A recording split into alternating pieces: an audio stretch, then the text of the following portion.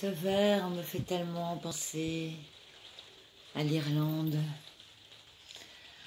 un voyage que j'ai pu... Hello. Un voyage que j'ai pu faire avec les Baudeurs, ce groupe de percussion et de danse avec lequel j'ai voyagé pendant de nombreuses années. Et là, j'ai décidé de vous en raconter quelques petites anecdotes. Et donc ce verre-là, je suis plongée dans un verre intense, car on a beaucoup d'eau, beaucoup de pluie. Et ça nous fait une vue incroyable, enfin, d'ici. Et puis, ça me plonge dans ces souvenirs qui sont nourrissants. Et je me suis dit, je vais peut-être faire une petite vidéo pour raconter l'histoire de l'Irlande, qui était assez particulière. Et justement pour parler des différences, et on me demande souvent comment je suis arrivée pour avoir ma façon de penser maintenant et de vivre en ce moment. Et voilà, ça en fait partie. Donc je vais aller un peu plus dans les détails. Donc on faisait du spectacle de rue, on était parti en camionnette comme d'habitude, on a pris le bateau et nous voilà à Londres. On est resté une semaine à faire des spectacles, voilà, et puis à vivre des choses vraiment intenses. Et on est remonté vers Liverpool pour reprendre en fait le bateau pour l'Irlande. Mais tout ça en faisant des spectacles. On est resté à Liverpool, et puis on a joué d'ailleurs dans plusieurs bars où les Beatles ont joué beaucoup de fois, 200, et des fois il est marqué à la porte avant de rentrer.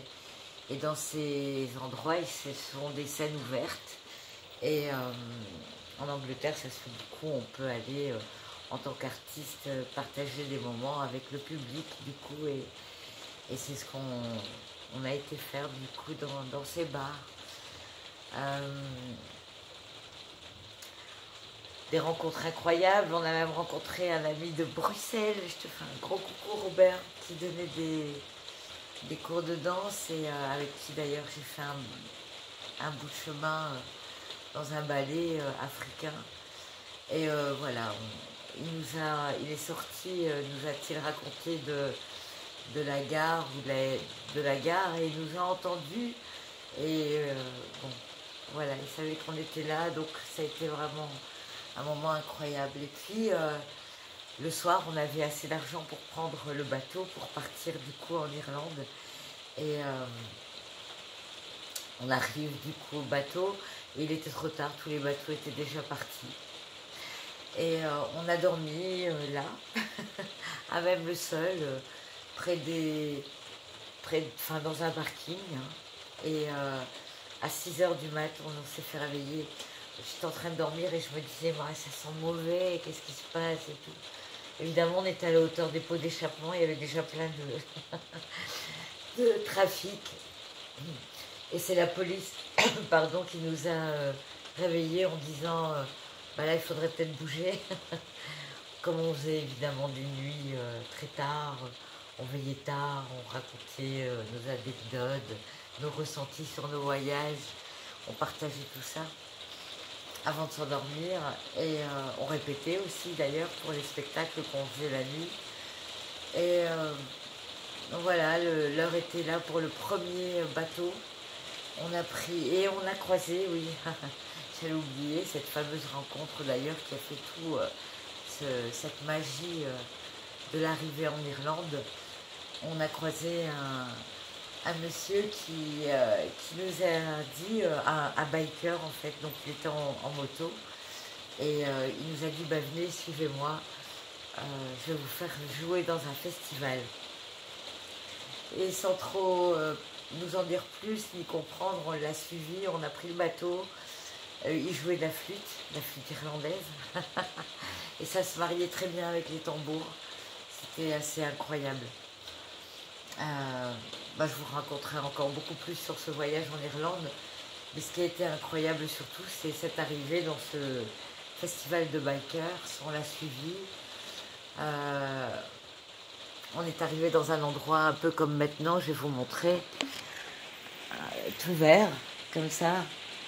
Et c'était des falaises, et c'était du vert en perte de vue. Et on est arrivé dans cet endroit incroyable. Et avec nous, il nous a dit posez votre tente, et puis il y avait une dizaine de motos. Et il nous a dit posez votre tente où vous voulez, il n'y a pas de souci. C'est complètement pour vous, vous choisissez.